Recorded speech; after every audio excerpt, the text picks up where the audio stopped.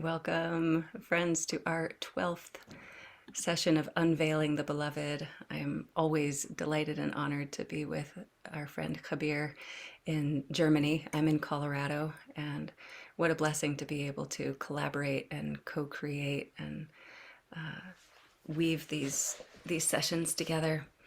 Today is Good Friday. I don't know who came up with the name Good Friday. I don't think Jesus would approve, but that's what we call it. So here we are on Good Friday.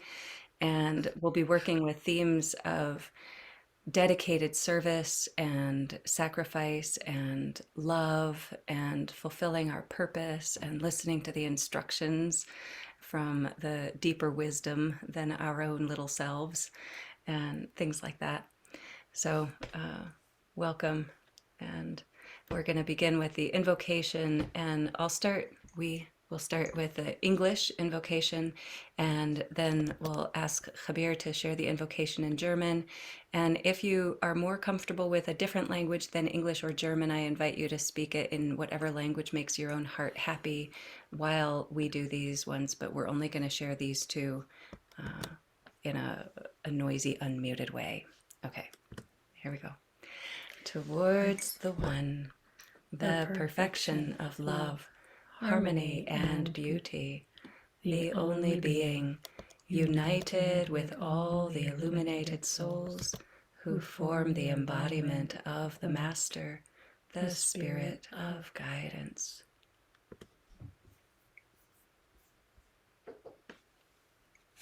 Dem einen entgegen, der Vollkommenheit der Liebe, der Harmonie und der Schönheit, dem einzig Seienden, vereint mit all den erleuchteten Seelen, die den Meister, den Geist der Führung verkörpern. Amen.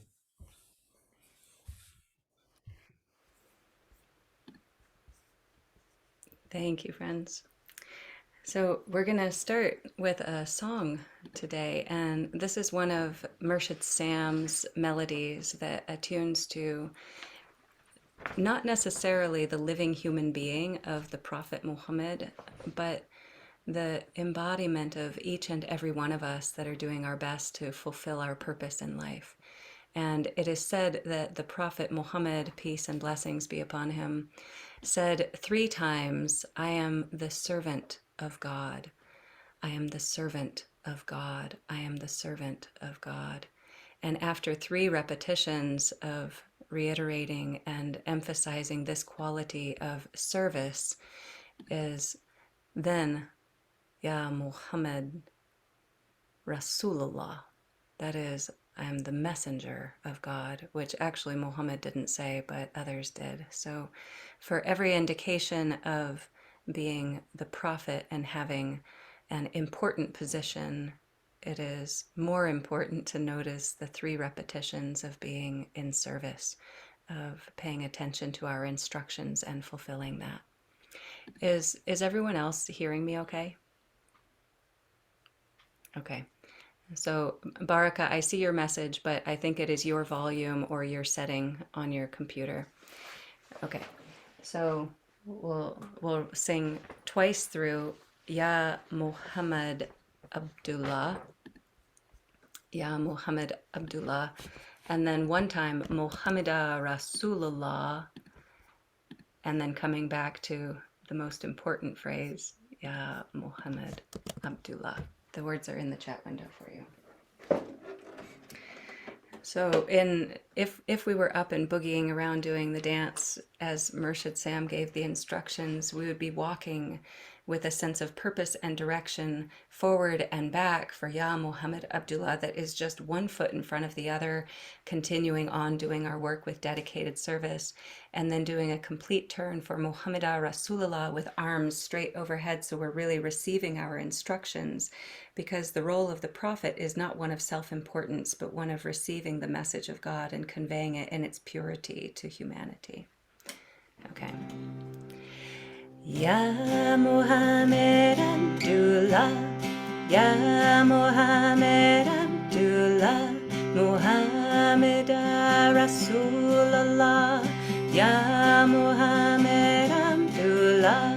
Ya Muhammad Abdullah, Ya Muhammad Abdullah, Muhammad Rasulullah, Ya Muhammad Abdullah, Ya Muhammad Abdullah, Ya Muhammad Abdullah, Muhammad Rasulullah, Ya Muhammad Abdullah, Ya Muhammad Abdullah, Ya Muhammad Abdullah, Muhammad Rasulullah, Ya Muhammad Abdullah, Ya Muhammad Abdullah, Ya Muhammad Abdullah, Muhammad Rasulullah, Ya Muhammad Abdullah, Ya Muhammad Abdullah, Ya Muhammad Abdullah, Muhammad Rasulullah, Ya Muhammad Abdullah, Ya Muhammad Abdullah, Ya Muhammad Abdullah, Muhammad Rasulullah, Ya Muhammad Abdullah, Ya Muhammad Abdullah, Ya Muhammad Abdullah, Muhammad Rasulullah, Ya Muhammad Abdullah, Ya Muhammad Abdullah, Ya Muhammad Abdullah, Muhammad Rasulullah, Ya Muhammad Abdullah, Ya Muhammad Abdullah, Ya Muhammad Abdullah, Muhammad Rasulullah, Ya Muhammad Abdullah, Ya Muhammad Abdullah, Ya Muhammad Abdullah, Muhammad Rasulullah, Ya Muhammad Abdullah, Ya Muhammad Abdullah, Ya Muhammad Abdullah, Muhammad Rasulullah, Ya Muhammad Abdullah, Ya Muhammad Abdullah, Ya Muhammad Abdullah, Muhammad Rasulullah, Ya Muhammad Abdullah.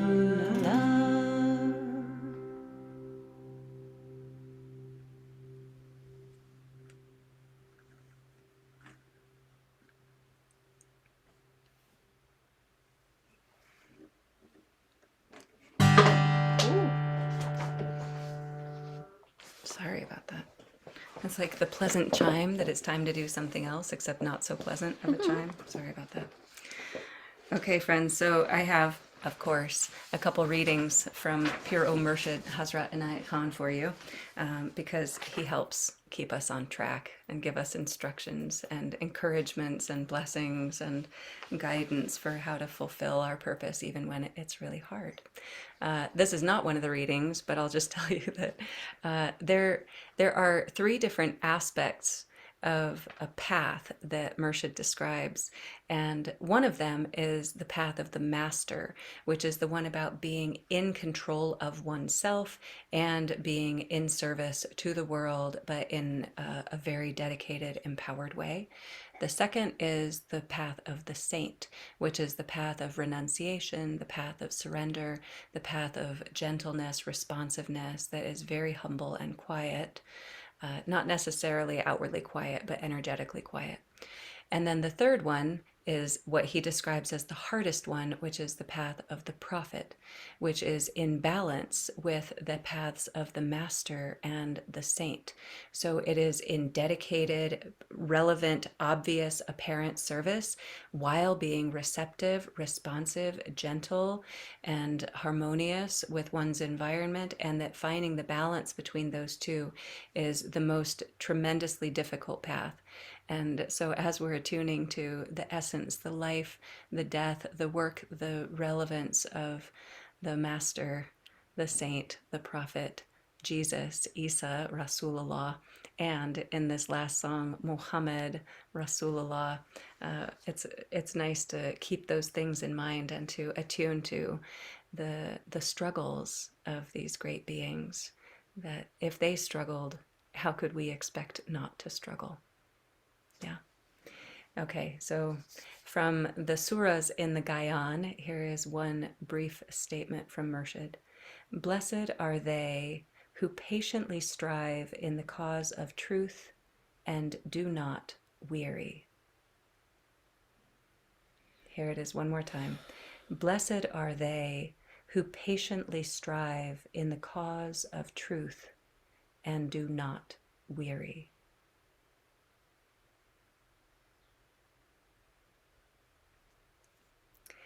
And then here's a passage from volume 8 on the art of being. Wholeness, W-H-O-L, meaning completeness. Wholeness is also holiness. Wholeness is also holiness. Nothing short of this should content us. If, as Sufis, we are endeavoring to tread the path which leads to the culmination of love, harmony, and beauty, that perfect trinity which is the goal of all life. It is not the solid wood that makes the flute, it is the empty reed. The worker is only the instrument which God is using, and insofar as one can put aside one's own lower personality and dedicate and consecrate one's life to the great service, will one be successful in the work one has undertaken. Would you like to hear that whole thing again? I know it's so much in there, and we could just dwell on one sentence at a time, but we're not going to. Wholeness is also holiness. Nothing short of this should content us. If, as Sufis, we are endeavoring to tread the path which leads to the culmination of love, harmony, and beauty, that perfect trinity which is the goal of all life. It is not the solid wood that makes the flute. It is the empty reed. The worker is only the instrument which God is using, and insofar as one can put aside one's own lower personality and dedicate and consecrate one's life to the great service, will one be successful in the work one has undertaken.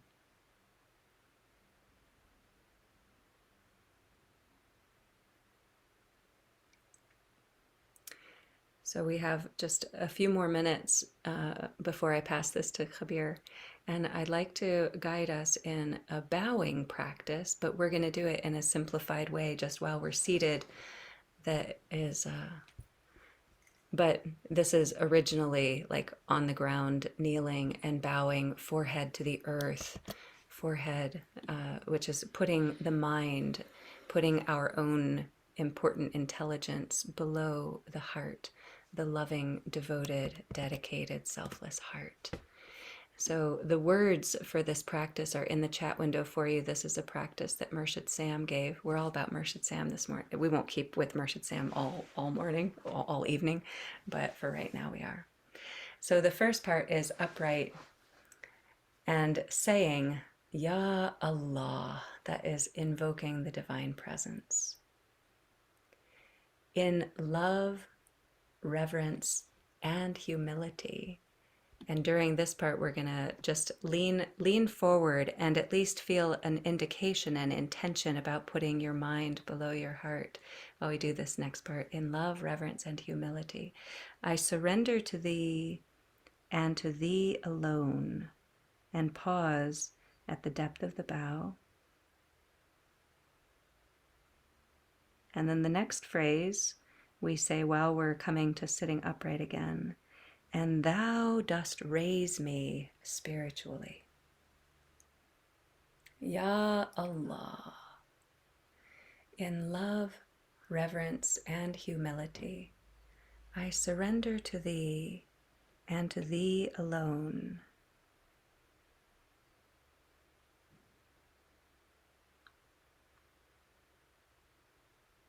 Coming up. And thou dost raise me spiritually. Ya Allah. In love, reverence, and humility, I surrender to thee and to thee alone.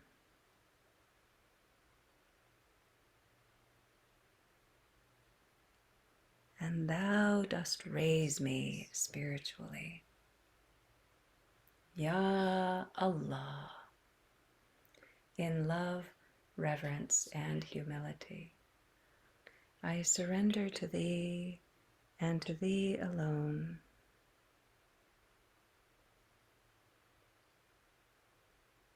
And thou dost raise me spiritually. Ya Allah. In love, reverence, and humility, I surrender to thee and to thee alone.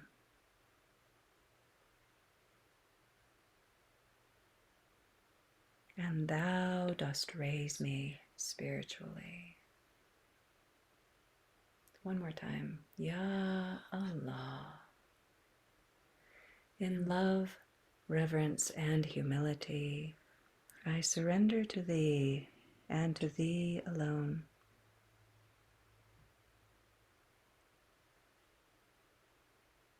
And thou dost raise me spiritually.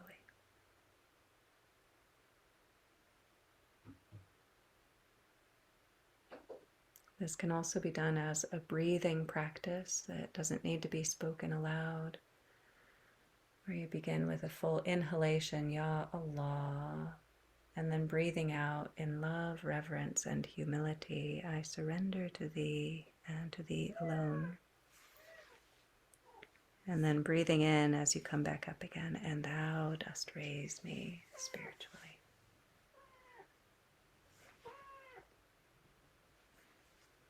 Khabir.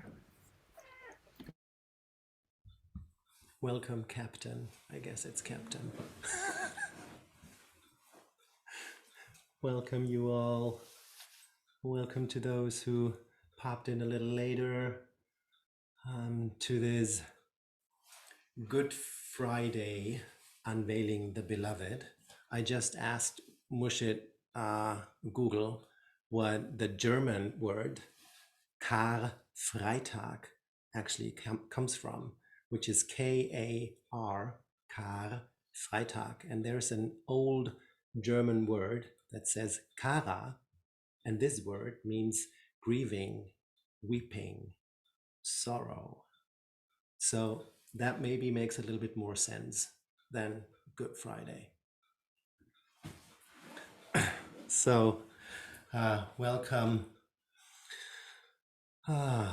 Let's dive into some words to connect ourselves to the creating force of that universe, Abba, and our willingness, if we are willing to serve this creating force, Abada, Chaimenuta, Allah, Chaimenuta, the trust that we can have in that creating force, Abada.